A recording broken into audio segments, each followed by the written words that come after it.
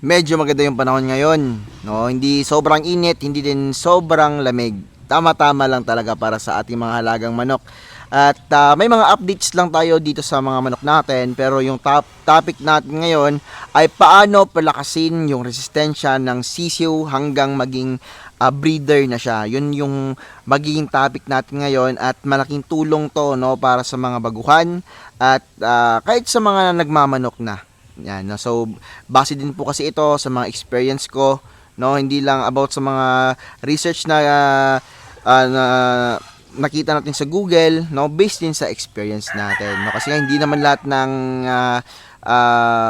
okay sa ibang farm, no, ay magiging okay din sa inyo. So same din po sa akin. So sa ngayon, no, sabi ko nga sa inyo kahapon sa vlog natin sa dito sa YouTube, no, kahapon may paglalagyan tayo ng ating mga patubigan. So may mga hollow blocks na po yan.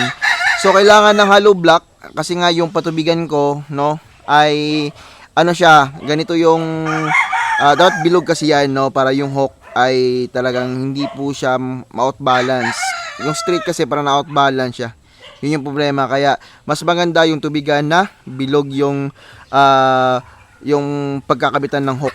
So yung sa atin hindi, kaya at napansin ko rin kapag ganun kasi kapag halimbawa nahulog yan, no, na-aksidente, basag agad. So ito yung setup ko sa ngayon, hollow block yung ating pagpapatong sa ating tubigan. Yan, so napakita ko na po sa inyo. And about sa poste natin, yan, nag-change na po ng mga poste, yung mga lumang poste, change na. Tapos yung mga poste ng ano, may mga footings na yan. May mga footings na para hindi po siya madaling masira. Yan, at may katagalan din. Yan. So itong mga poste natin sa net ay lalagyan din po natin ng footings para po hindi siya madaling masira. Matagal yung paggamit natin ng poste. Kasi napapansin ko, yung poste na ito, yung nasisira lang talaga is yung sa baba. Yan, halimbawa, kapag itong net kasi natin ay pukot, fish net po yan, kapag umuulan, bumibigat yung net. Kaya dun sa bar natin, no, ay napapansin nyo, bakal na po yung ating poste ng ating barn, no? So yung barn po yung tinutulugan ng mga livestock natin or mga manok natin. So paano ba palakasin yung kanilang resistensya, no, immune system about sa mga panahon? Dapat sisiw pa lang sila sa edad na 15 days to 30 days, naka-range na sila sa pamamagitan ng barn, no? So yun din po yung i-apply natin dito sa mga manok natin, no? Kahit anumang klaseng manok, pwede nyo i-apply yon basta may kalakihan lang po yung area ninyo. Kung wala naman, pwede naman kayo gumawa ng napakaliit na barn katulad ng ganitong isang kwarto lang na kaliit. Yan, tapos may barn lang sila na may mga damo. Yan. Yung damo, alam ko may magsasabi sa inyo dito na yung damo is mamamatay kapag kinaykay ng ating or kumakaykay yung ating mga alagang manok. Yan, lagyan niyo po ng net muna yung baba ng lupa. Yan. So hindi naman masyadong ano, yun ang din nakikita ko sa ibang farm na malalaki. May net sa baba, tapos lupa, tapos yun, pwede na po kayo maglagay ng mga Carabao grass, no, or kahit anumang damo na gusto niyo, basta makakain lang po ng ating mga alagang manok. Pero yung pinaka the best po ay Carabao grass. So lumalakas din yung resistensya ng manok natin kapag syempre maganda yung feeds na binibigay natin sa mga sisiw natin. So sa mga always na sinasabi ko sa ngayon na ang pagbigay po ng feeds napaka-importante, no? Quality feeds dapat. Hindi yung basta ano lang mumurahing feeds. Sa mga sisiw namin, ako very strict ako sa feeds ng sisiw namin dahil yung pinapakain ko is yung mga nakapack talaga na premium, no? Premium talaga yung feeds. Nakatulong kasi yon para mas mabilis yung paglaki ng sisiw natin at syempre foundation talaga ng ating sisiw, no? Katulad din po sa bahay, kapag maganda yung pundasyon ng bahay, no, or yung pamilya ninyo, mas maging matibay yung inyong pamilya or yung inyong bahay, no?